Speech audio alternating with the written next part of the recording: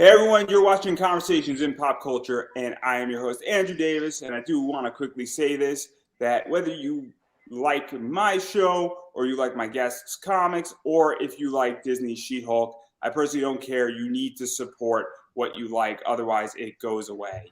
And so, whether, again, that's my stuff, my guest stuff, or Disney, I personally don't care. I don't know, obviously they want me to support their project, so they might be a little biased, but the point being made is that if you don't support it, it goes away. So that's my PSA for the day. I'm not going to bore you with my sponsors. They're in the description down below. You go check them out there. And I have with me comic creator Chuck Pineau and Shaun Barbour. So welcome back to the show, guys. What's going on, So glad to be here, homie.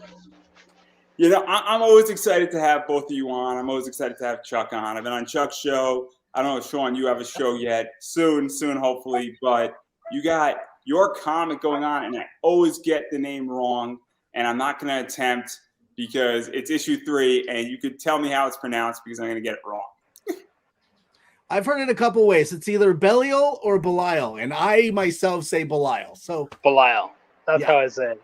So it's Belial, issue 3. It's the 3rd issue in case you couldn't count. But what is the basic premise of Belial that people are hearing about it for the first time? So what is the basic premise before we really dive into what's going on and where the story's gone and all that fun stuff?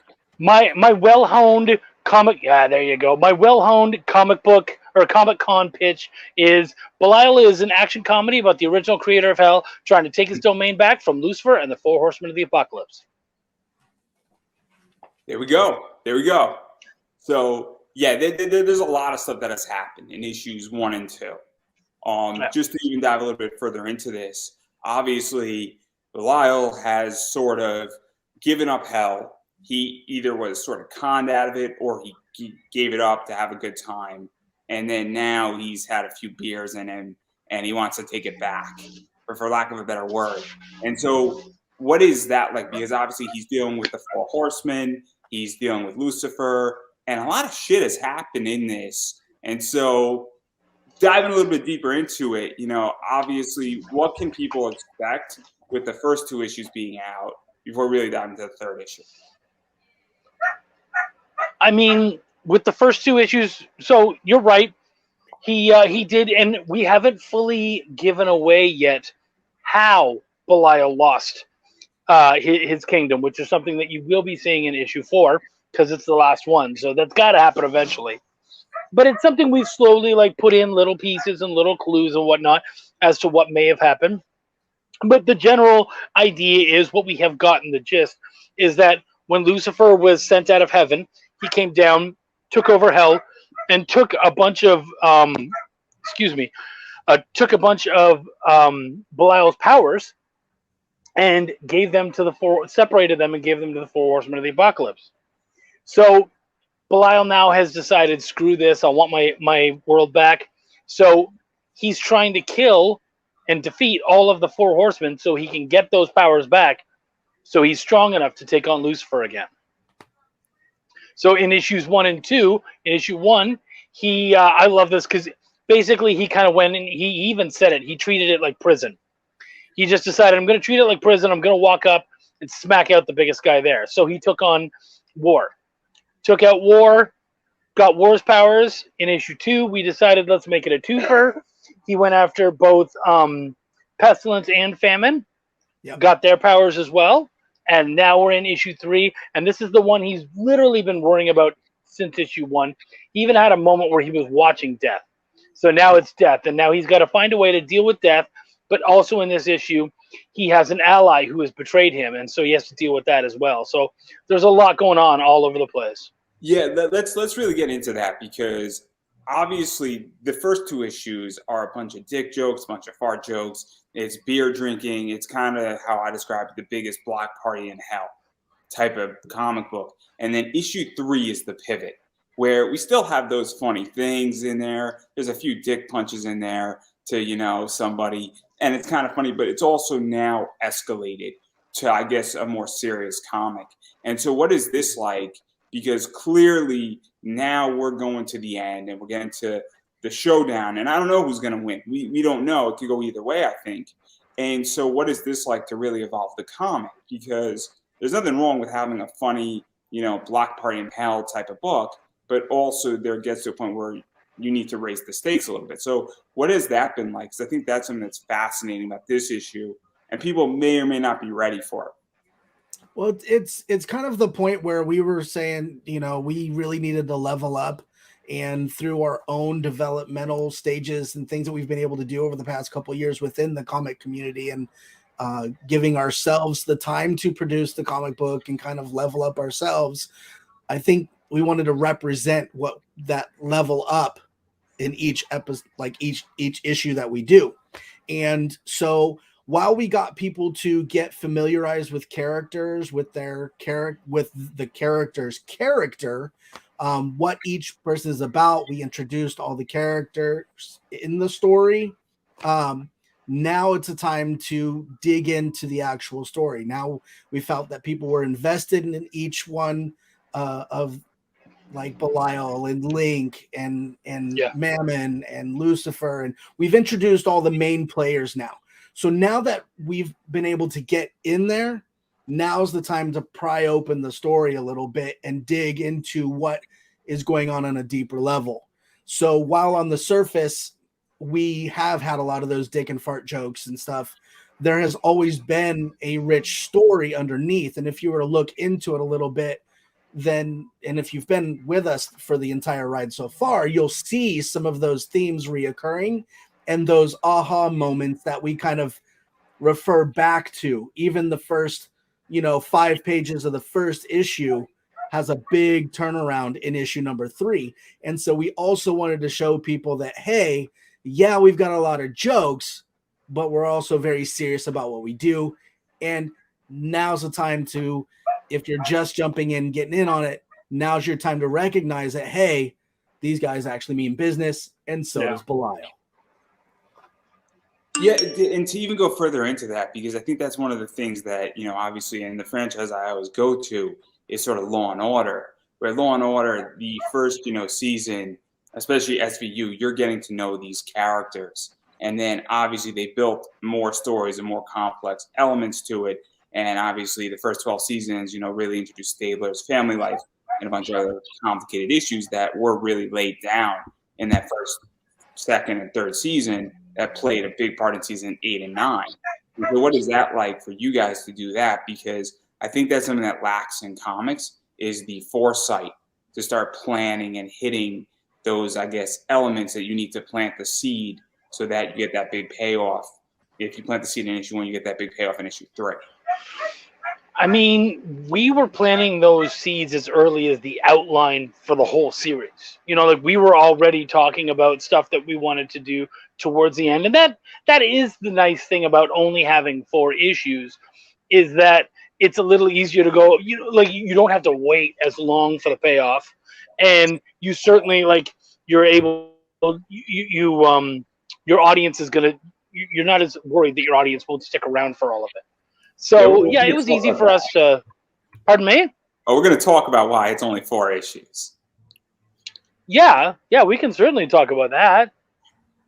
I mean, so that was something that I came up with early on when Shaun brought the idea to me. I was like, I envision it as 4 issues. And I kind of brought up the way I saw it, and we, started going back and forth and did all that kind of stuff. But if you pay attention, we've opened up enough stuff that just because it will finish, this thing will finish in issue 4, we've left more than enough that we can come back and do other things in this universe. Yeah, let's talk about that too, because I want to table the 4 issue thing for 1 second, but even just the world, because this is one of the things that I think is interesting, is that people, and I'm not a good world builder. It's not a good skill I have. But what is that like to really build and develop this world so that you can come back into this world, or you could potentially do a sequel, or you could tell another story that's going on at the same time, or from a different perspective, because sometimes people build worlds that close after the story ends. And I think it's a real shame, because if you spend hours and labor and love and you build a great world, but then issue 4, issue 5, or issue 12 ends, whatever your number is, and you can't go back and play into it, it's kind of a waste, I feel, of energy and space and creativity. Well, I think to an extent, like part of our own thing has been that we've given ourselves a few creative outs to be able to expand, and not knowing how people would react to the story. Indie comics being what they are, if we were going to make it to issue 4, those are a lot of variables that happen along the way. And we've always been super open to feedback. And one of the things that really happened that was really huge for the story was Chuck's introduction of the Link character. That character hit it out of the park when it comes to people being on to latch on to one of the characters. And so allowing him to have a creative out for a possible spin-off or something like that, it's just a huge opportunity for us to give a big nod to not turning away from where success might be obtainable, even in a side light. See, that's also interesting too, because what is that like? Because one of the things is that obviously when we look at mainstream comics, they don't really, I feel, have the option of feedback until they're 6 issues deep, because they have to produce something every month. Sometimes they also have to produce a book where it just so happens that there's 5 weeks in a month, and the issue comes out on week 1 and also comes out on issue 5, and so they don't really get. That's a big part about being able to build your own world, is because you're not playing in an already established playground. So you don't have to pump out that stuff, and you're kind of experimenting and seeing what sticks. And it makes it fun for me. And I know that Chuck enjoys that as well. Wow. Just because, give the people what they want, and at the same time have fun with it.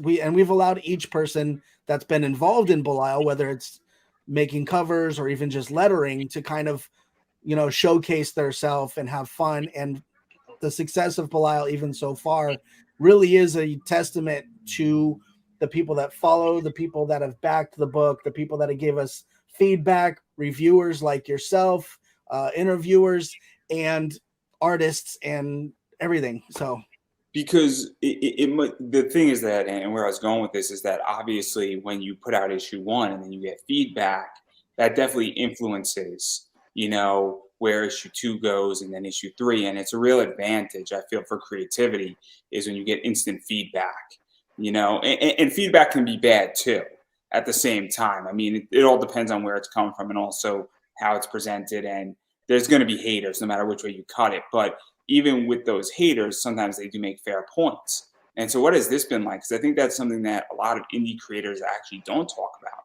And I haven't really heard, because I listen to a lot of other people doing interviews, and I don't think anybody really talks about what the feedback they got from issue 1 on a creativity level. I know people talk about it on a Kickstarter level, but I don't hear about the creativity level. And so what is that like? Because that's a real advantage, I feel. I would say 2 of the big things that I heard from issue 1, and Shaun, feel free to chime in if you heard any others. But 2 of the big ones were, A, it's a funny book. Lean into the humor even harder. And we're like, okay, and if you go from issue 1 to 2 to 3, you'll see that humor just keeps hitting harder and harder. Obviously 3, we made some space for some other things, but the humor is still very there and very hard. And the other one was they wanted more action.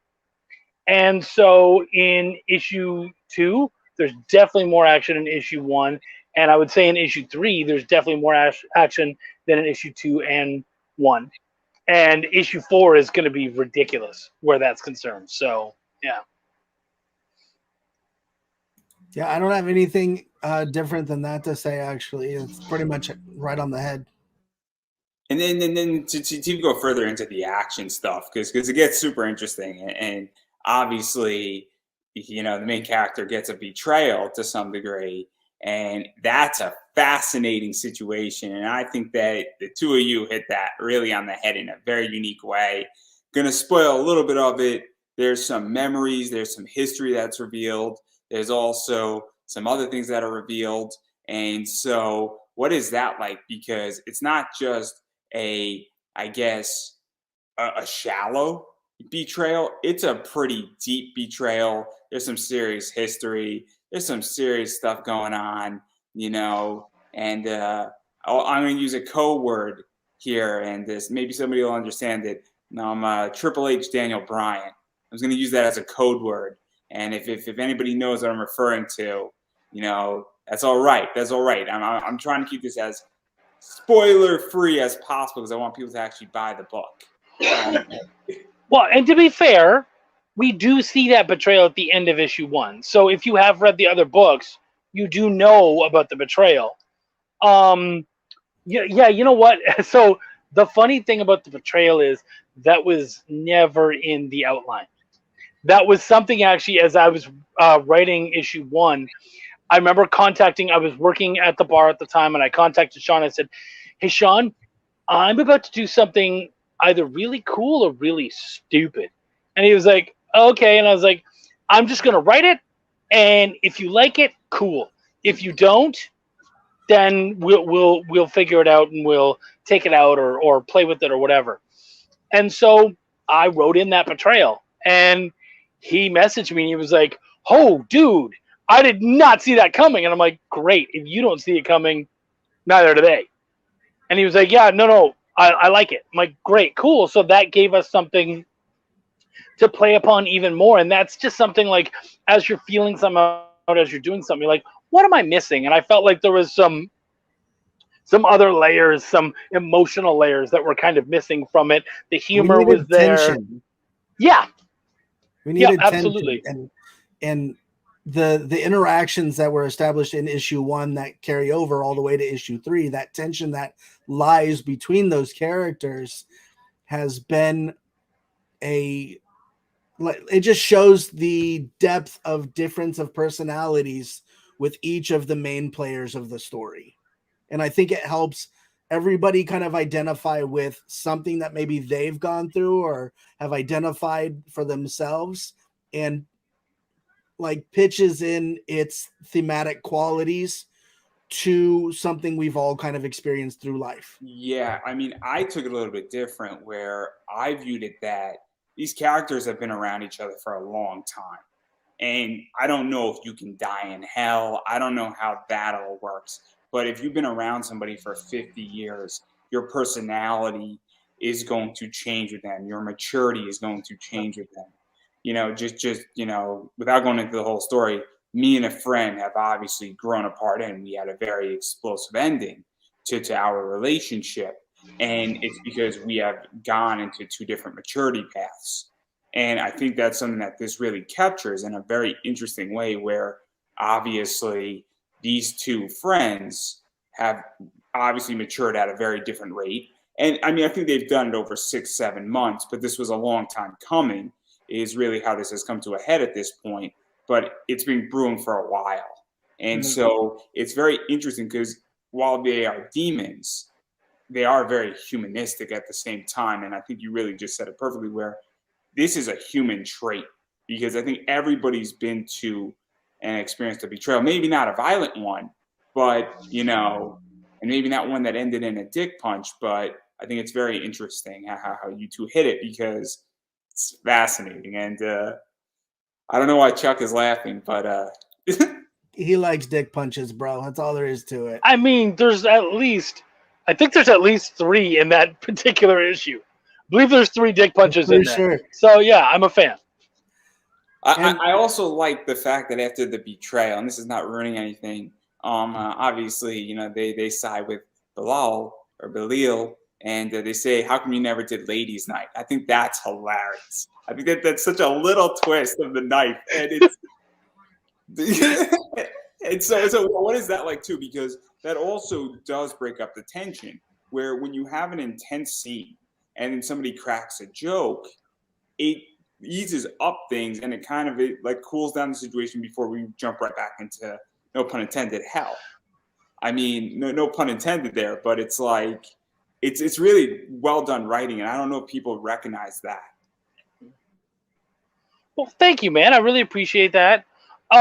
Shaun brought up something that I thought was really cool, and I hadn't outwardly considered it, but what he said was, if we had stuck with the original intent, which was to make a really dark book and not have the humor in there, the things that are in there right now would have seemed super grotesque. There's some really messed up kills and stuff in there that happen that would have been way more grotesque because the humor wasn't there.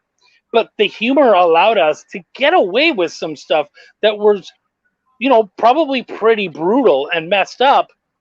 And because you're laughing along the way, you're not, like your psyche as the reader, it's not taking the full brunt of these fucked up things that are happening. It's very much a shout out to the fact that we did get some feedback stating that, well, it's where like this came from. We had feedback that said that Belial felt very animated to them and they wanted to see it on like a Cartoon Network, Adult Swim type of situation. And so I think when we lean into that cartoony animated aspect, we get away with that Acme violence. Mm-hmm. It's there, you know what I mean? Like when the coyote got an anvil dropped on his head, that's pretty serious stuff, but you can get away with it and you can laugh about it if you look at it in the right way. But if you were to twist that up and bring that to like a real crime noir or a horror book, it would be a whole nother feel, but it lends itself to the dark roots of the book and stays true to the comedic maturing of the story.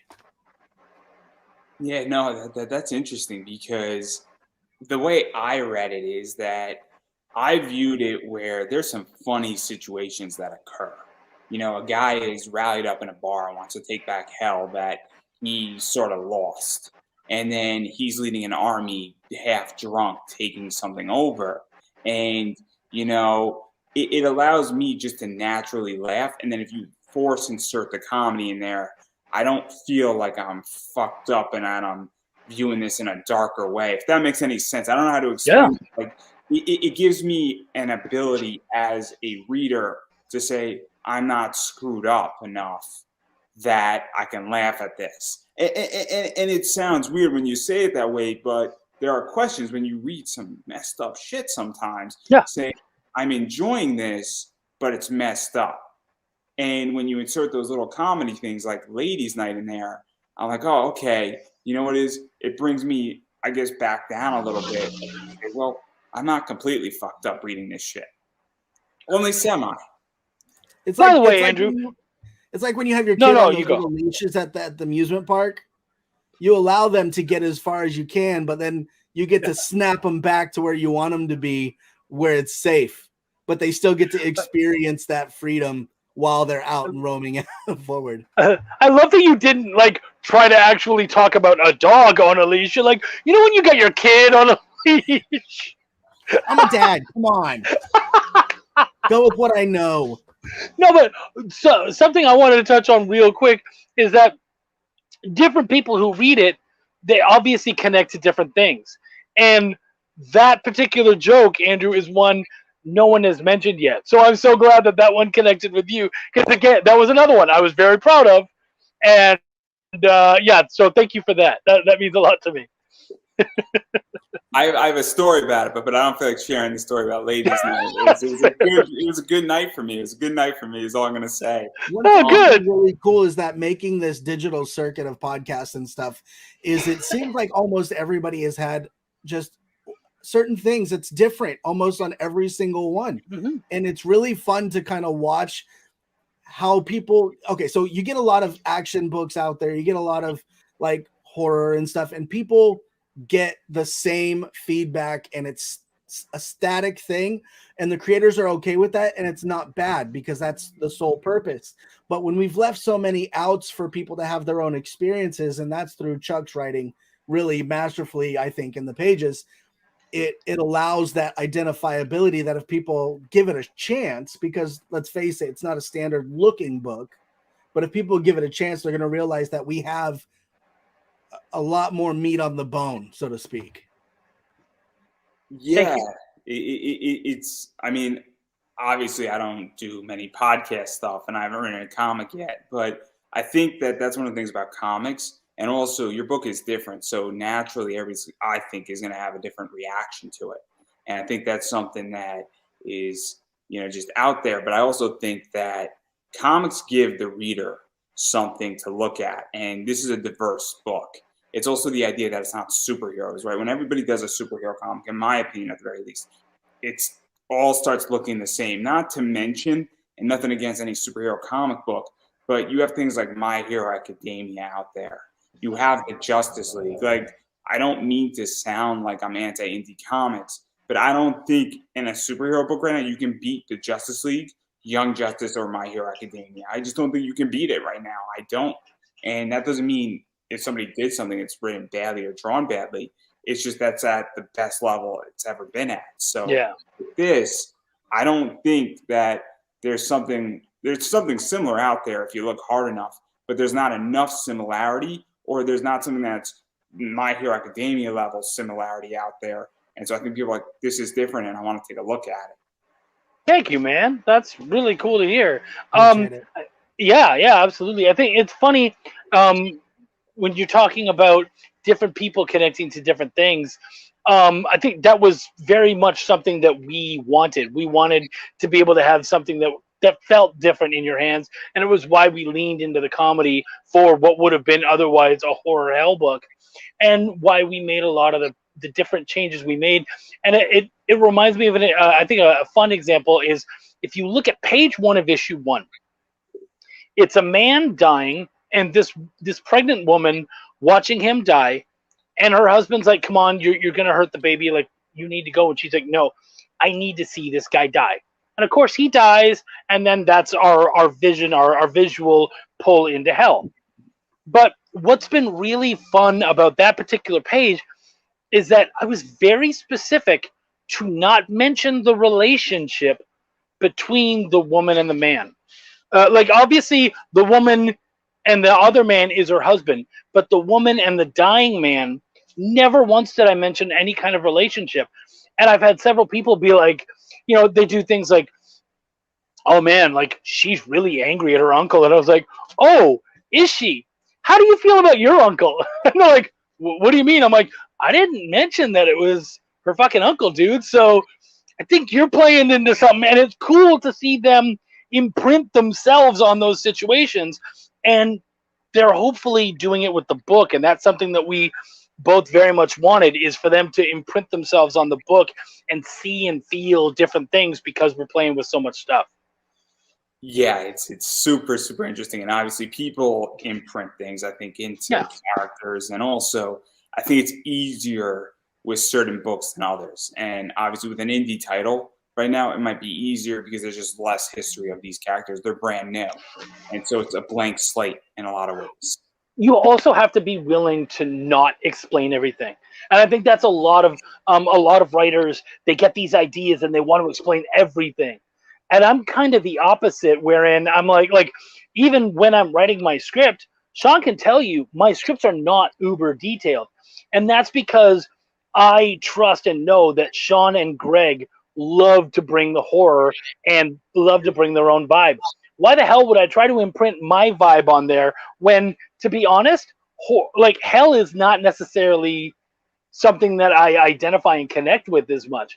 So why would I try to over-explain what everything should look like when those guys are going to blow it out of the water if I just let them play? So and to me, it's the whole idea of Jaws. You don't see the shark until the very end, and even then you never really see the whole thing. And that's the scary part. That's the part that we both connect to. I'll throw you another movie that's brilliant. Star Trek Wrath of Khan. Wrath of Khan is one of the most brilliant movies ever made. And the reason why is that Kirk and Khan never interact directly with each other. Mm-hmm. They're communicating, across things. They don't speak to each other. They don't physically strike each other. There's actually not that much violence in that movie. I mean, if you look at it, it's actually a very not explosive movie till the very end. Now, sorry to ruin it. It's been around for 40 years, guys. So if you didn't see it, I'm just saying, if 40 years, I think is the cutoff. If it was 39, I'd be hesitant. Well, and there's been a reboot that very much touched on the same damn movie. So, come on, people. And for me, the whole Belial and the process with the writing and everything, I view it very much like a boxing match. You're in there and you got to have style, you got to have flair if you want to create a good show. So you have to know when to swing hard and when to pull a punch. Because when you pull some of those punches, it creates an opening to really just dig in and get in there. And so leaving those creative openings for us has allowed us to really dig in to some really impactful moments and allows those people to take the punch how they feel they need to. Their own defensive mechanisms kind of trigger those moments. Yeah, there's a lot of stuff. And then obviously, you know, he's dealing with the fourth horseman or horsewoman. I think that doesn't ruin too much. I think, you know, we're equal offenders. On the cover. We are equal offenders here, guys. I am an equal offender completely. But it's very interesting what's going on with death.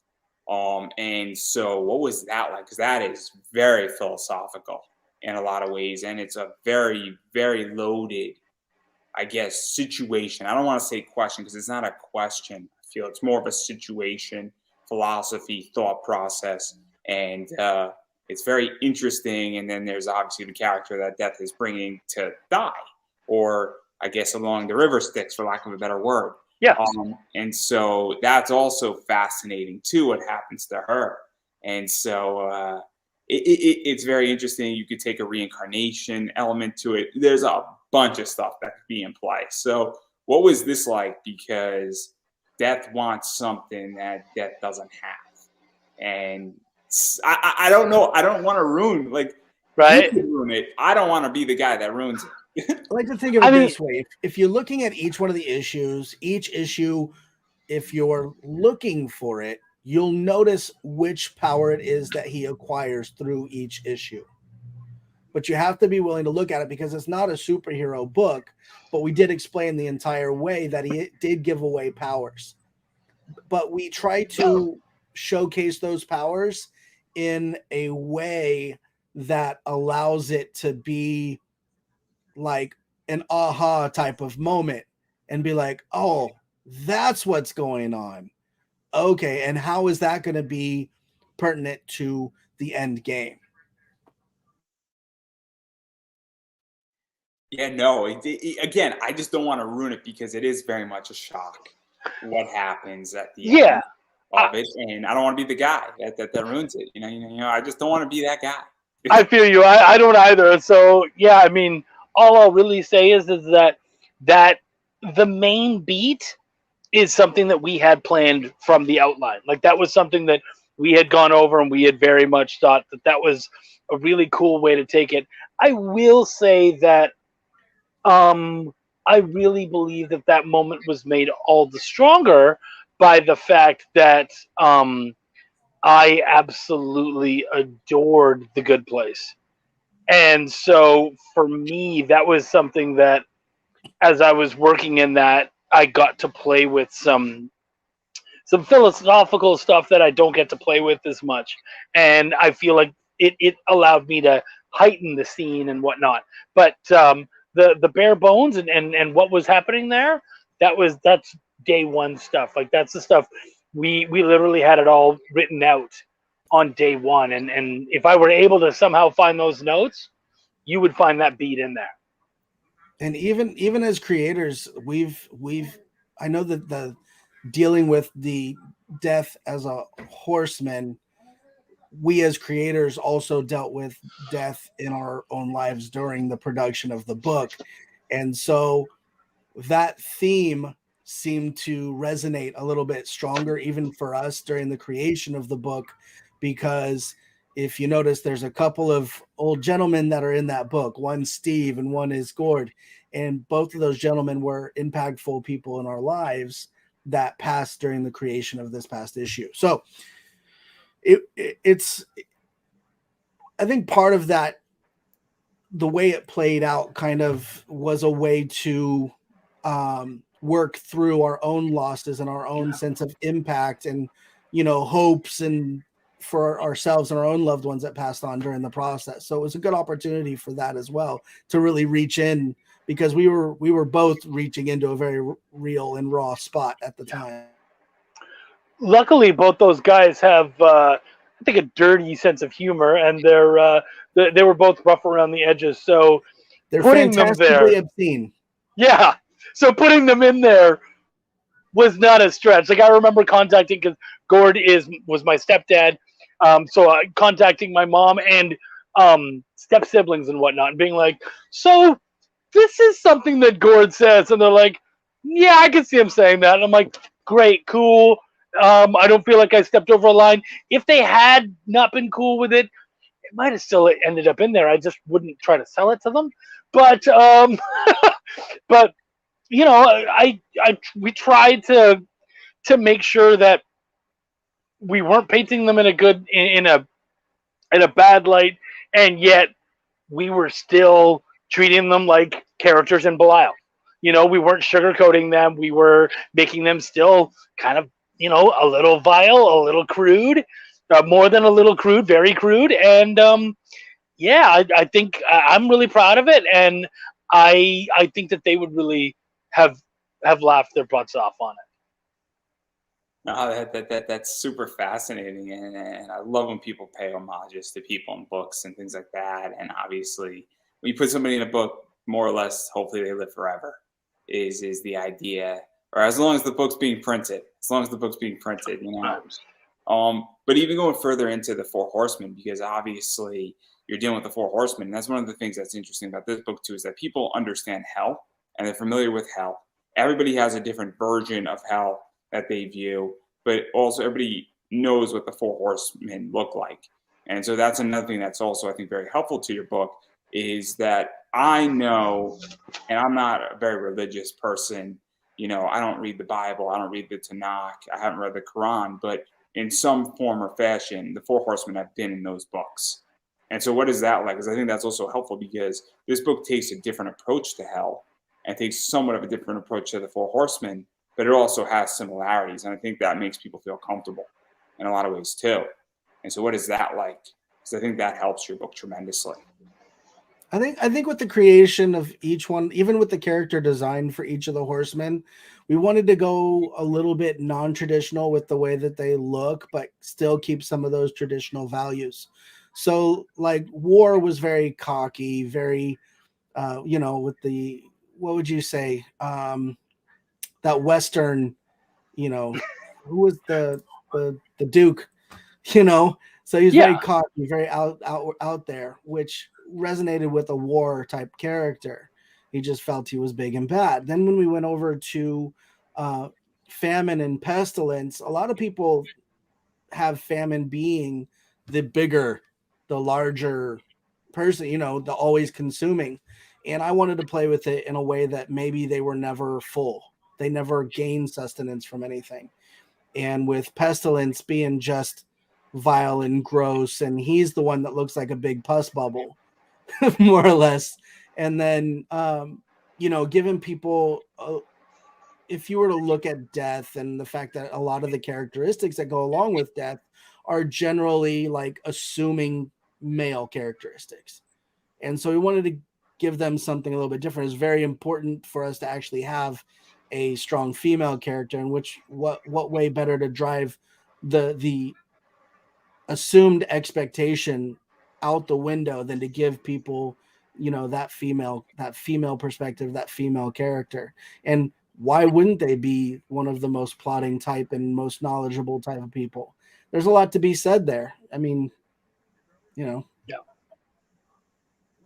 no, it's interesting, and obviously I love interpretations of the Four Horsemen or women or demons, whatever they are considered to be. East and West was great, and I dealt with them by image. And obviously, I just think it's super interesting, and I think it's just something that is always nice when it's done well. So on that point, though, I'm going to stop talking about this story because I'm going to ruin everything for everybody. But basically, we're getting to the point where Belial is going to face Lucifer down, and it's coming, and that's not a spoiler. And they basically have said that one of them is going to die. Pretty much is how this thing is going to end. who dies? I mean, I think it's a coin toss. I really do. I don't think one side is overpowered than the other at this point. I think it's a coin toss on what's going to happen. I will tell you that if we've surprised you so far, we are not done doing it. So if you're walking in, you're going, it's Belial's book. He's gonna win, and he's gonna kill Lucifer, and this is how it's gonna go. If that's what you're expecting, you might not see what you think you're gonna see. With every character that we've had in the book, with every theme that we've had so far in the book, we've taken what was obvious and tried to give it a huge spin. Our little guy has the biggest attitude. Our big guy is actually not a dumb oaf.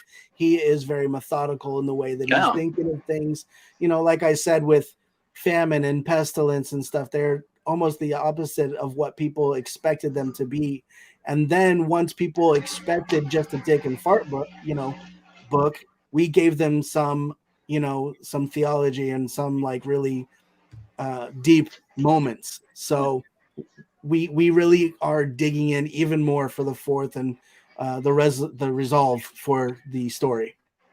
Yeah, and then even going further into that, and obviously this is one of the things that I actually like about your book, and I like it about a lot of series, is I like 4-issue series because there's a few reasons why. There's a beginning. I know there's a middle. I know it's going to end. Nothing against anybody, but when you're doing a 50-issue series, it's a freaking beast to read that thing. It's a pain in the ass. You got to be up to date, and it gets tiring after a while. Not to mention it gets expensive. And I think that's something that people don't realize. And also, even if you're pumping out an issue every 3 months, it's still a fuck ton of time for you to invest. And so what is this like? Because I know you guys are indie and you're not pumping them out every single month, but even still, it is a short amount of time I have to wait for issues 1, 2, 3, and 4, especially from the person who's been with you from issue 1. They're not waiting for a whole series to be completed over 10 years. Yeah. I mean, go ahead. I was going to say, one of the things that we did in order to create the value for the story being told and to be able to hit the multiple themes that we do have and the multiple stories that we have kind of going on within the bigger story is we've allowed it to be 32 pages instead of the standard 22 pages. So we wanted to make sure that we created that value, and it's just like when you have a sale or something else like that, people usually digest nice round numbers a lot easier. So saying it's part 1, part 2, part 3, part 4, people already expect 4 because of the 4 horsemen. Why not drive home that theme? Give them 4 strong issues. And it's almost like so far, if you're buying 4, you get 1 free with the number of pages that are in these things. So really, we're trying to create the value and the perception of value and the enrichment of the actual story and what we're actually able to do. So we want to create full arcs within each issue, some sort of strong resolve, but enough intrigue to go on to the next issue. So hopefully with the way that they're structured so far, people will realize that, hey, when we tell you that there's something big coming for issue 4, they'll be able to identify those huge beats that we've had through the previous issues and say, okay, now we're digging in. Now we're going to notice, this, if they're saying it's a big deal, they've been honest with us so far, they're going to drive this thing home. I know it makes sense. And again, my whole thing is that I don't want to be with a series for 10 years because nothing against Kickstarter, nothing against any crowdfunding. I don't know how the market is going to evolve in the next 3 years because in 2020, the market took a massive shift. And there's no doubt in my mind that there's going to be another shift at some point. And it's just that it's great if somebody's with you for 10 years, but that's a lot to ask because a lot of things change in people's lives. And look, it's nice when a series ends and you've read it and you've enjoyed it. And it's nice to know that it's not going to go on forever. And that's just me as a consumer, because even 12 issues is a lot, I feel, for an indie book.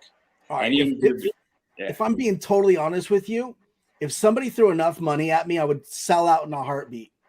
But as an indie creator, and always seeing the progress and how other people are developing and the stories that are out there, there is no shortage to ideas for stories. And if I was to strap myself down to one for 50 years, that would have to have some sort of, rocket behind it. And money's a big rocket. But until then, I want to explore all the avenues of creativity and see where I can go with them, I'm curious how you guys feel about this, because I said this before. I said the biggest problem in comics is not creativity. That has never been the biggest problem. It's cash flow.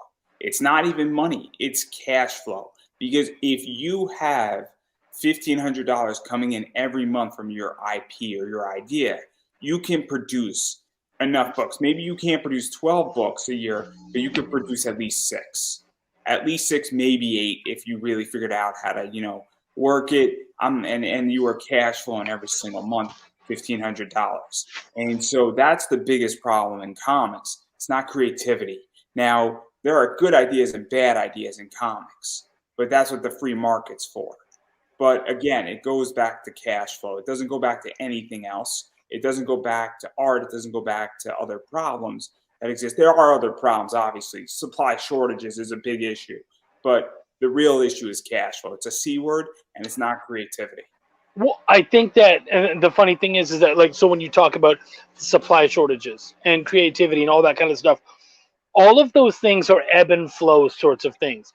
Some creators are going to be really nailing it, and then for a while they're going to hit a dry spot.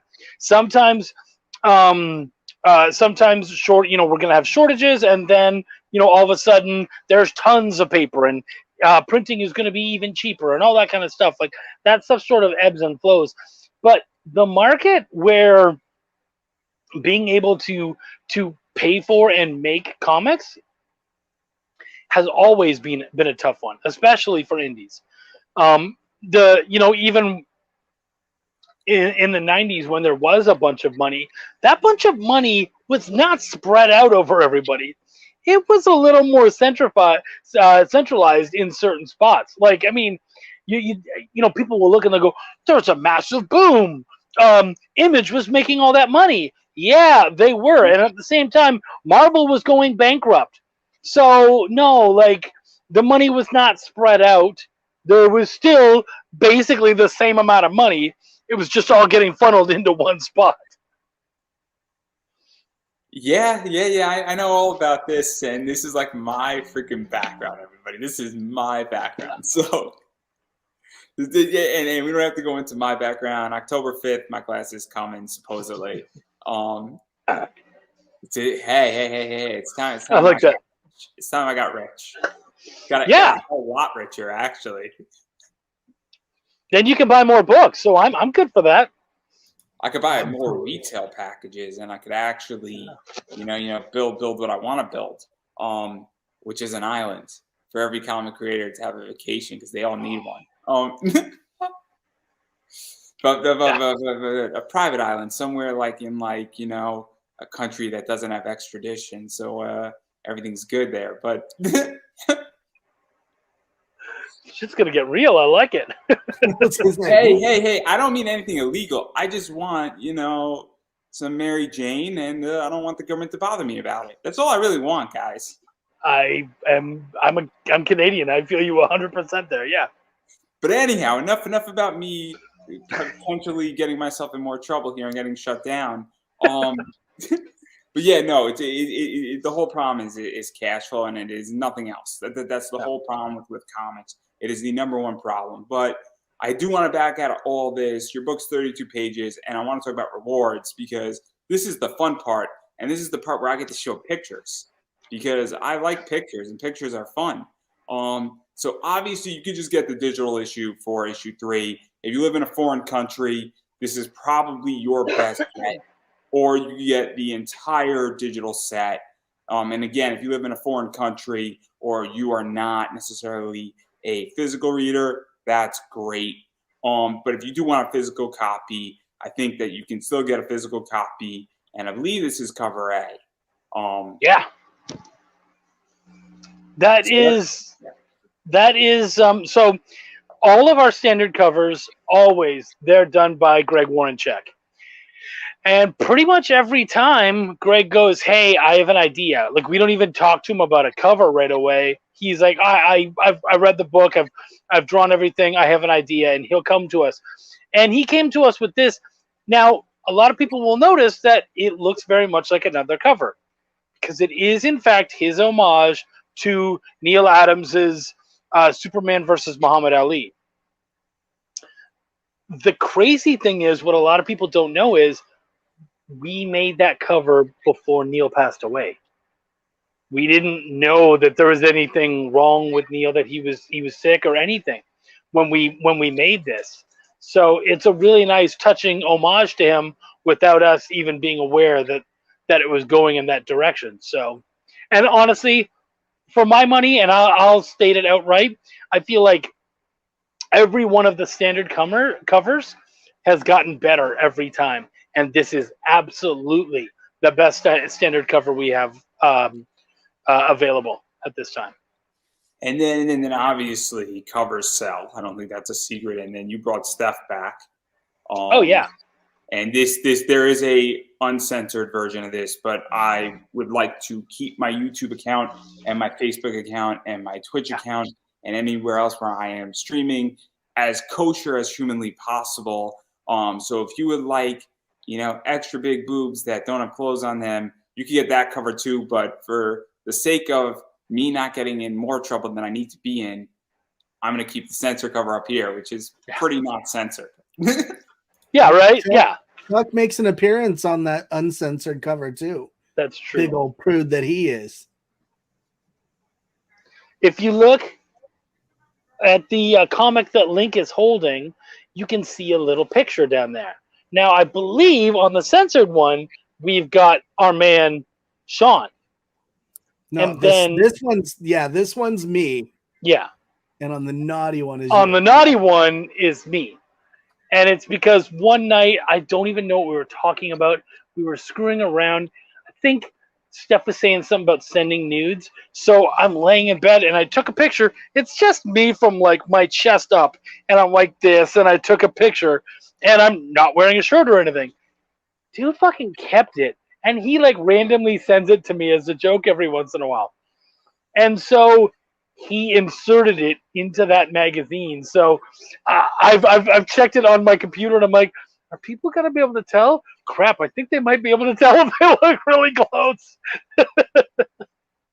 So that's that one. And then there is this one as well.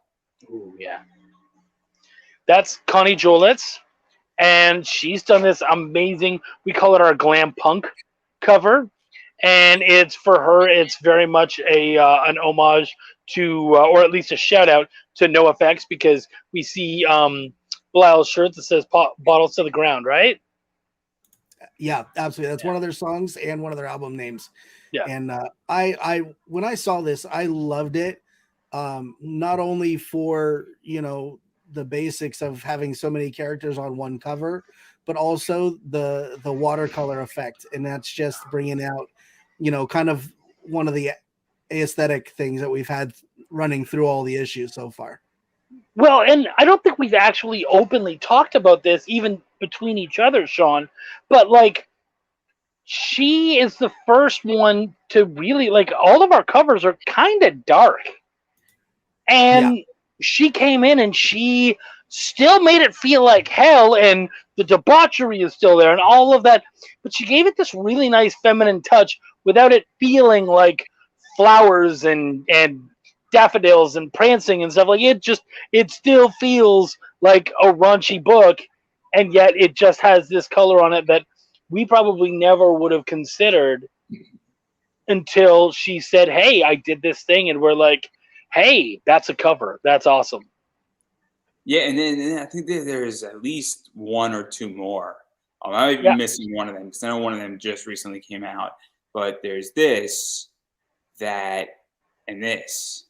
And so I don't know if this one is a cover. I think it is, right? It is, and it's colored now. It's done. And in fact, that's an homage. I love Shaun. And Shaun did me, I think, a solid. And he said, "Hey, man, you're such a huge Megadeth fan. Why are we not doing a Megadeth homage cover.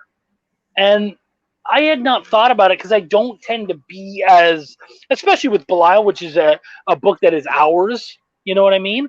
I don't tend to be quite as selfish about it. So, with one of my other books, I can do that, but I never really considered it. And he's like, dude, be selfish. Like, what do you want? And I was like, I would love to do a Rust in Peace homage. Like, that would just be awesome because it's such a good cover. Not even my favorite album necessarily, but such a good cover. No, it is a great album. And so we talked to our boy Chris Mad, and he did this amazing piece, which and actually it is, if you check out the Kickstarter, it's fully colored. And what's absolutely amazing about it is we now have an add-on where you can get it as as a metal cover. So let's talk about that too, because metals are huge. Obviously, I'm no stranger to metals. Zenoscope does a bunch of metals. Brian Pulido does some metals. And I think everybody has basically copied Zenoscope and Brian Pulido with the metal game. And so what is that like? Because that's kind of the new big thing with comics right now. And people go absolutely ballistic over metals. And so what is that like for you to get in that game and also get into a higher tier comic, for lack of a better word? Well, that's the thing. Shaun's been saying it all along. Like, we're stepping up our game. And we had some cool, fun things early on. We had, and of course we still have the stickers and stuff, but we had the stickers. We had prints. We're not doing prints anymore. We had the air freshener. And this time we were very much about, we want to just bring out an amazing book. We want to focus on the book as much as possible. And we wanted to level up. And that was something we were both excited to do. And we've had people say, why don't you do issue 1 as a metal? And we were like, because issue 1 would look cool as a metal, but this would look fucking awesome. Like, this felt like it was made. It's a metal homage that's done on metal. The colors are gorgeous and vibrant. And yeah, so it lended itself so perfectly to that choice. It's a metal homage cover. It's a metal cover. It's Rust in Peace homage, and it's made out of metal. It was a given. Yeah. All the layers are there, folks. Because it's interesting, and I think that's the other thing that I've been also talking about, that Kickstarter is not retail. And I think people need to really understand that Kickstarter is an experience, and it's not retail. So when I back a Kickstarter, I don't mind spending an extra $10 because I'm helping a book get made. I'm also part of an experience. There's stretch goals. You're also there for the ride to some degree. You're there for some other bonus stuff. And I think that's what metal covers do. And when I know a cover is only going to be on Kickstarter and maybe 5 of them are going to be at a table, that's also part of the experience versus a book being in retail. And I think that's something that people need to understand. And they also need to be reminded that this is an experience. It is not, the, retail package, and you're not going to get the same deal that you're going to get in a store. But you're also, if you look at it in a way that when you look at those retail books, there's thousands of them being printed, thousands of them being sold. And if you got word that there was only going to be 300 of this issue of Batman being printed, those would definitely go for a higher price point. And so when you're backing up any of these indie creators, and I say creators in general, indie artists as far as musicians, anybody on Etsy, anybody writing their own novels or comic books, you're getting a lower production level, which means that the cost of production is higher because you always get those price breaks for the massive quantities of prints. Yeah. Plus, if it's a successful title and it gets ran out to a good publisher and they score a good publisher, you have a pre-production copy of the book. All things that add value to chipping in on somebody's Kickstarter if it's a book or creator that you really believe in.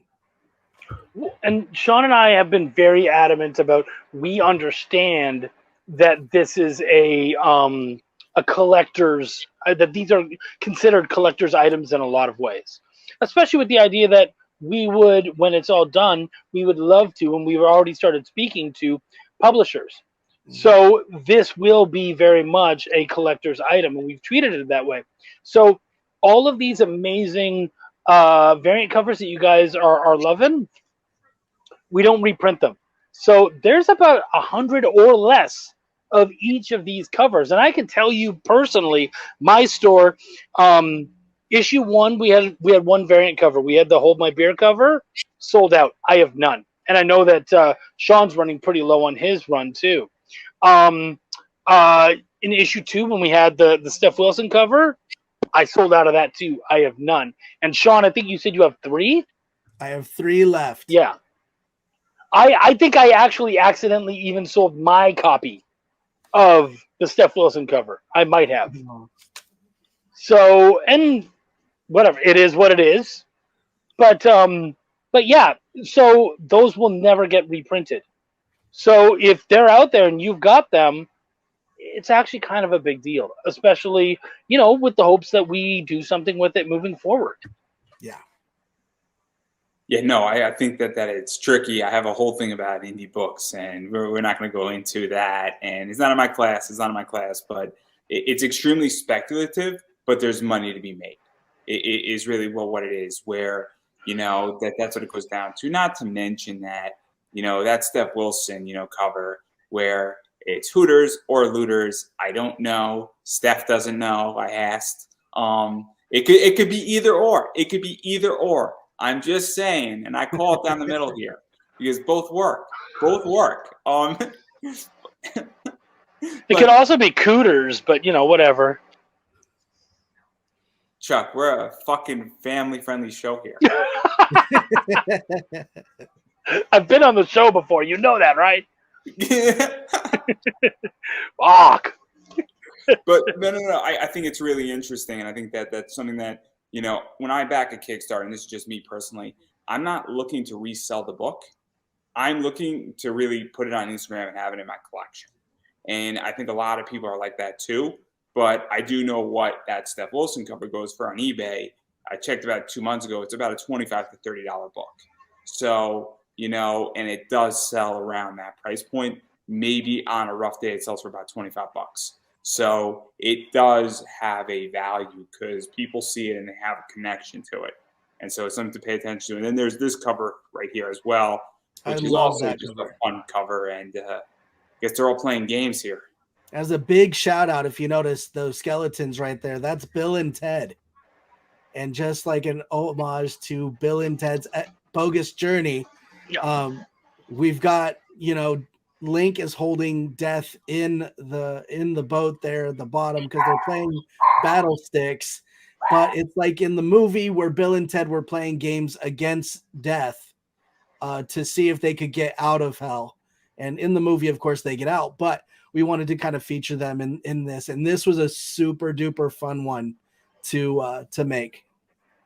And this is the most vibrant of the covers. And this one is super dope. If I had all the money in the world, I would turn this into a glow in the dark comic book cover. Oh, that would be fun. With that background with those greens and stuff. Yeah. Those would be super dope.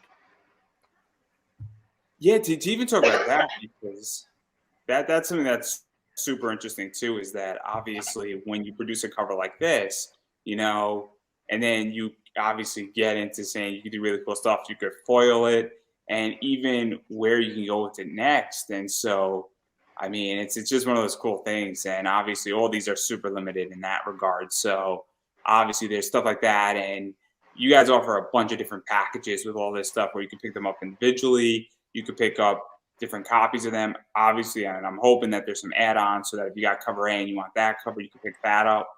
And then you can get everything, and you get also the nude stuff. I think, is there only one nude or is there 2 in this one? Just the one.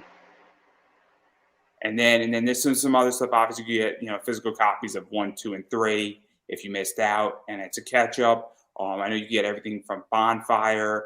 I know there's stickers, and then there's also a retail package, which is always fun. And so I don't know if somebody has joined me in that conquest, but I'm gonna make a fortune off of it. Yeah. We I don't think we've had a lot of people jump on, but we have had some we've had a little bit of nibbles on the retail.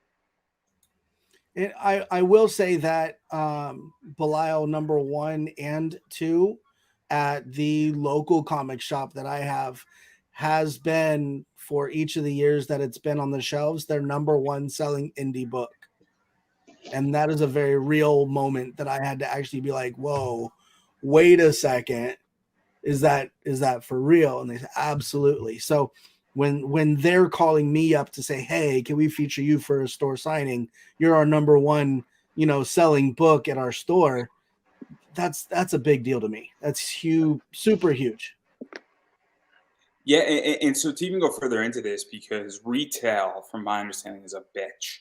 I made a whole YouTube video about this, explaining it from my end. And the basic premise is that I need a 50% markdown or more because I accrue eBay fees, square footage fees, and I'm an eBay store. So I'm not even I've essentially, my basement is my warehouse. But I got to store the book. I got to get the book. eBay takes a percentage. I have to look at opportunity cost. And there's 50 other things that go on, not to mention that it is a risk. And so I need an upside. So if I buy a book for $10 and you say it's an MSRP of $20, I'm not making $20 after all my expenses. I'm making more like $5 to $6. And I think this is one of the things that people don't understand on Kickstarter. And I think it's a massive problem. People have a retail package of $250 for $30. And I'm like, I can't afford that. You need to get way lower. You need to be at 150 for me to even consider, because there's no money at 250. Yeah. And so and it's not even always just about there's no money, because sometimes they're able to give it, let's say they're able to still give you the 50%, but they're asking you to invest $200 or $300. And it's like, man, I don't know how well your book's going to sell, because it's not a known property, and you want me to shell out $20 or $30. And so that's why we tried to keep it lower. I think ours is around $60 or so, $50-$60. And we gave you a good chunk, 1, 2, and 3, like as much of them as possible. And we're really making almost nothing, if at all, off of the retail aspect of it. But it's because Shaun and I understand that, the retail is an important part. And that's another thing that we did do, is we included the MSRP. So we said, hey, it's worth this much. We're giving it to you for that much, which means that, on your end, as far as just you buying it from us, you have this much that you could profit from it. Yeah, and I think that that's something that people need to understand, is that you have to make it a reasonable retail price, and it's also the exposure, because guess what? If somebody comes into a store, and an eBay store is a little bit different, but even if they come to your store and they see it, sometimes I know people will make 50 cents off their book in retail, but they want the exposure, because some people won't go on Kickstarter. And let's be realistic. I mean, I don't know how you two feel, but I've been burned this year alone on about 4 Kickstarters. So I am very hesitant to back. And I mean, it's a pretty big burn. It's a $300,000 burn I was participating in. It's not that hard to know which one this is. It's pretty out there. And so I'm very hesitant to jump back into Kickstarter so quickly because of that. And when you have 3, 4, and even 5 projects that probably aren't going to be fulfilled, or they're not going to be fulfilled for years, you can't blame me for not wanting to come back to playing the pond so quickly. Yeah, for I know for me that when it comes to the retail tier, it is more, there's no profit really. There's pennies, if any. But it is something that if somebody can reach out and it's a valid sales point, whether it's an e-commerce type of situation or in the store on the shelves, if people are maintaining a reputable business and presenting them in a good and positive way that's reliable, then they're going to view your own product as being more valid. Like these guys are, like yourself, you're throwing in for Belial, and it loans itself when you've got 100 books on your shelf, so to speak. There's a validity in there that says, hey, this is something that exists that I believe in, that I think you would be interested in, and I've invested myself in this. I think you should too. Also, I mean, my whole theory is that I sell a lot of collected books and I sell a lot of Zenescope books. And that's the other thing, too, that I think people don't realize is that all of a sudden somebody might come for a Paul Green book.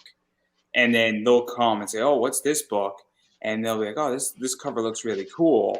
Let me go check it out. And then all of a sudden they say, cool. And then I'm going to obviously write a description. Hey, I might have you guys write a description for me to put in the description box that might sell a little bit better, because now somebody might, that book sounds really cool. Let me try it. It's only $10. It's already in my order. The guy's giving me, not going to charge me another, $6 for shipping. Why not? And so now all of a sudden you have somebody who may or may not even know this thing exists, came for something because it looks cool. And that's the other thing that I think people don't understand about retail, is that you might get a new customer because there was another thing that they put it next to. And I think that's the other thing too, is that exposure is a big thing, and also cheap exposure is a big thing. Yeah. And hopefully with having like the standard issues and stuff that you're able to offer that way, also through our campaign, in maybe those people will love it so much that you're able to go back and say, you know what, when these guys hit Kickstarter, they got some pretty dope exclusives that are available, and maybe it'll feed back in. And that's just the actual existence of supporting and networking and building success for each other. We believe in you, Andrew, just like you believe in us and Belial. So it is a mutual respect. There's a mutual trust. We trust that you're not going to misrepresent Belial or try to sell it as something it's not, or anything else like that. So it is very much a two-way street. And I know that we appreciate you very much, even for being there with us, because it speaks a lot to have anybody as a retailer, kind of jump in on with us. Yeah, no, happy to, and more than happy to. And again, it fits into partially some of the Zenescope stuff that I sell. It is a risk, it could go one way or the other. I am very open about that. I don't have a problem admitting that. But it is a risk. But I do think that there is potential buyers for it, and I think that there is a way where there's going to be somebody who's a Zenescope fan who can be converted. And it might take 18 months for me to sell. I think it's 15 books. I could be mistaken on that, so nobody quote me on the retail package. But it could take 15, it could take 24 months, but I think I will sell all of them. It's just a matter of, and look, I'm going to make a decent amount of money on it. I'm not getting rich off of it. It's not like I'm going to be buying your book and then pulling in like 100,000 off it. I want to make that crystal clear. But it is something that I think does connect well with Zenescope fans, because I have a feeling that there's a few people who are going to appreciate it. But I digress right there. I do want to back out of everything here. I think I hit up all the rewards, and then there's just a path to get everything pretty much as well. And so obviously, though, I do want to talk a little bit about comics and the business of comics. And I am curious, because comics are the Wild West right now. There's something going on in comics where I know a bunch of people, and I'm going to throw a name out there, Paul Gomez, where Paul I think is doing a great job. I think he has a pretty good book with Bushy Boo Circus. I don't know, Chuck, did you hear about that book? You mean that one that I edited? Yeah, I heard a little bit about it. So you see that's called The Joke, everybody. But it was too easy. It's low hanging fruit. I'm sorry. No, it's good. I like that. It's low hanging fruit. Anytime I could get a win here, I'm going to take it. But Paul had a really hard time funding, and he's gotten a bunch of books out. And then there's people who I think in comics who have killed it in funding, but they have a really hard time getting their book out. And I think it's a real issue in comics right now, where you have people who are really good at fulfillment, but they struggle to fund it, and sometimes they don't even fund. And then you have the exact opposite, where people know how to fund, but they don't know how to fulfill their books. And I think that creates a problem, because for me as a consumer, and I'm more of a consumer than anything, it's like I don't know who to trust anymore in this space. And then I've been burned so much that I'm turned off, and I can't be the only one, unless I am. And if I am, I'm on an island by myself here. But as a consumer, I've become a lot more picky, and I'm probably going to be picky for the next 2 years because I'm seeing this and I'm experiencing it. I'm curious that you guys feel as creators about that issue, because I think it's a real issue that nobody's talking about. I mean, I feel, well, first off, I feel like when it comes to this, different people have different strengths. I know people who kill it in retail, just kill it in retail. Then they come to Kickstarter and they get their asses handed to them. And of course, it goes the other way too, where there's other people who couldn't get a book on Diamond if they tried to, but they're just making bank on Kickstarter. And it's different people's strengths and whatnot. As far as the fulfilling is concerned, is it happening? Are there issues? Certainly, of course there are. But I'll tell you, I don't think it's happening as often as it did. And I really believe that more and more the community is finding a way to police itself. Because the thing is that we don't. I mean, look at Shaun's Kickstarter profile. Look at my profile. Look at a lot of our profiles, and you'll see it's not like, oh, we just created one and ran.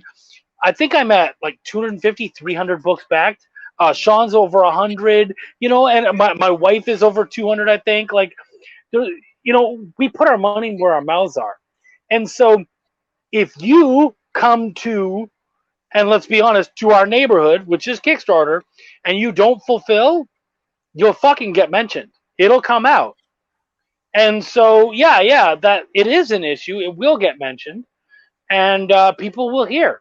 So I'm not as worried about it, because really I just kind of look around and I go, who can I trust? Who do I think is actually going to put it? It's like speculation with anything else. Creators have become a lot more vocal in when people get taken advantage of, even to the point where fans of comic books have gone as far as to notice ripoff of other people's work and confiscate that stuff and take it at a convention, walk up to the person that's a complicated issue, though. That's and said, "Hey, complicated issue." Yeah, say this ain't kosher. You're gonna give me your stuff, and I'm gonna go.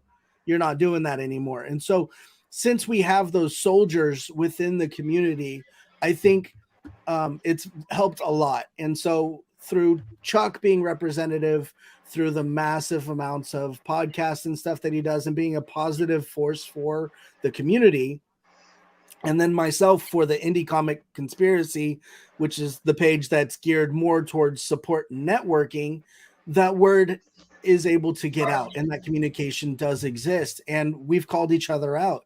And even creators that have had bad experiences with publishers that were not under their own direct name have been able to address situations and say, hey, look, we're going to be responsible. We've taken hits because we threw our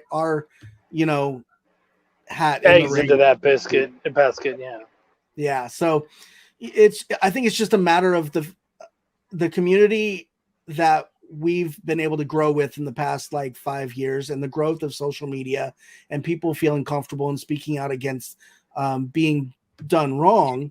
And now that the people that we started with are becoming, so to speak, indie veterans, they're comfortable, and their successes and the networking that exists allows us to communicate both good and bad features of the indie market. Yeah, no, I think it's very interesting, and obviously I think that maybe I'm just raw to it. Who knows? Because I've been burned on stuff, and the things that I've been burned on, I don't think people have been called out on it yet, and it's an issue. And I mean, I called out people, and I called out the person, and then they finally did an update about 4 months late when they were supposed to release it, and they still haven't really given an explanation. So I mean, I'm not going to go bless somebody on this show because I don't know who knows who, but it's a problem, and something happened. But what my rule of thumb is that if you're honest with your fans, they're probably going to be more forgiving, even if there's a problem. They have to wait longer. But when your radio silence, I mean, it's a problem. Pat Shan told me something when I interviewed him a while back. He said, the magic words are "I'm sorry." in Kickstarter. Yeah. I'm sorry, I didn't realize that printing was going to take an extra month. And I'll guess tell what you, happened? Andrew, we do have a remedy for your predicament. We can draw them in our book, because apparently the moment we include somebody either on our cover or inside the book, man, they kick the bucket. We have our own Death Note theories that exist with the production of our books, man. Yeah, I have this. Yeah, so in issue 2, we did the cover of Belial. Issue 1. In issue 1, my grandmother passed away. Well, yeah, that's right. And then in issue number 2, go ahead. Then in issue 2, we did a Meatloaf cover. Meatloaf passed away not too long after that. And actually, is Tim Curry still around? This much. Okay, all right. Yeah. So I know Meatloaf passed away, and we did a Meatloaf cover. Then this time around, we did the Neil Adams cover. Before we even got to release it, Neil Adams passed away. So what we're telling you is, if there's any motherfuckers out there you guys don't like, tell us now. We liked Neil. We liked Meatloaf. But if there's any motherfuckers you guys don't want to survive, let us know. We'll do a cover of them. They won't make it 6 months. I'm just saying. Yeah, we're planning on a special tier for issue number 4, our Just a Death Note homage cover. We'll just take names for an additional amount. We'll just include them on our cover. And we'll just put them on the cover, and those people aren't going to make it.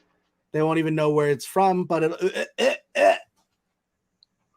Well, now we just pretty much stepped right up to the line of murder. Right up to the line. It's not murder. We didn't cross it. We stepped up to it. Everything else with Team Belial, man. Come on. Yeah, right? Go big or go home. Where's the line? Oh, we're going to put 1 foot over while the other one is safely able to jump back. So now we've done that. I believe that is a perfect place to end. So I'm going to give both of you guys a chance to promote yourself. I was going to ask you 20 more questions, but I think I can't really have a better question than that. And so where could people find the comic, back the comics, check out the comic, have fun with the comic, enjoy the comic, all that fun stuff? Go ahead, Shaun. The comic, of course, can be found on Kickstarter presently. When the Kickstarter is done, you can go to instinctcomics.com for any of the backlog of issues, maybe stickers that were available during previous campaigns that maybe you might be interested, stuff like that. I am Instinct on both TikTok and Instagram and Twitter, and I am Shaun Barbour on Facebook. And so that's where you can find me, and you can find previous installments and rewards of Belial. And then for me, I'm Chuck Pineau, Pineau. You can track me down on Facebook. You can track me down on Instagram under those names. On Twitter, I'm at Chucky Pin. And then, of course, I have my YouTube channel, Chuck's Raw Reviews, where you can watch my weekly interview show. Both of these guys have been interviewed on my show, and many, many other people. We've done over 80 shows. Excited to get up to 100 by the end of the year. Making it happen, making the push.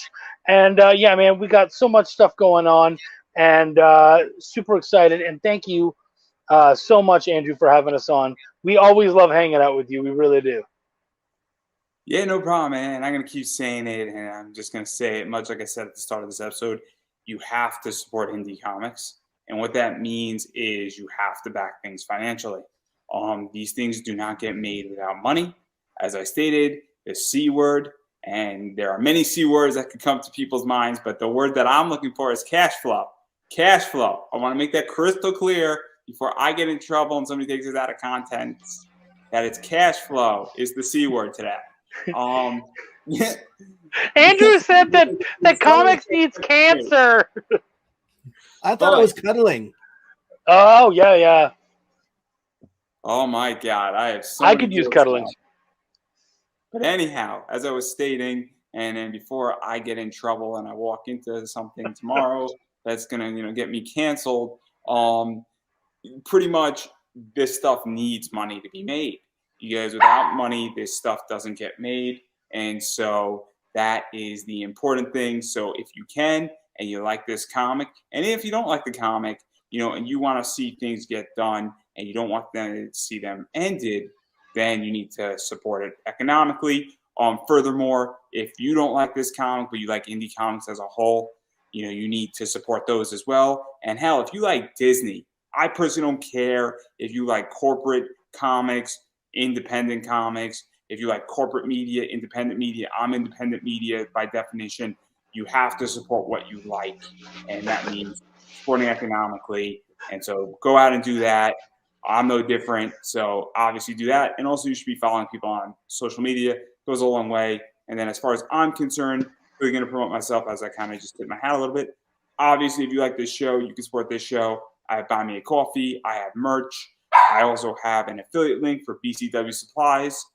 Get 10% off your entire order, as well as October 5th, technically should be my class's launch date to learn how to invest in comics. And I'm going to teach you the basics. So that's what I got going on with that. So if you want to take that class, it's going to be on Udemy first. We're looking at a $40 price point for about 18 to 22 hours worth of class, which is a beast of a class. And Wow. I don't tell you what books to buy. I tell you what basically the skill set. So there you go right there. Like what to look for?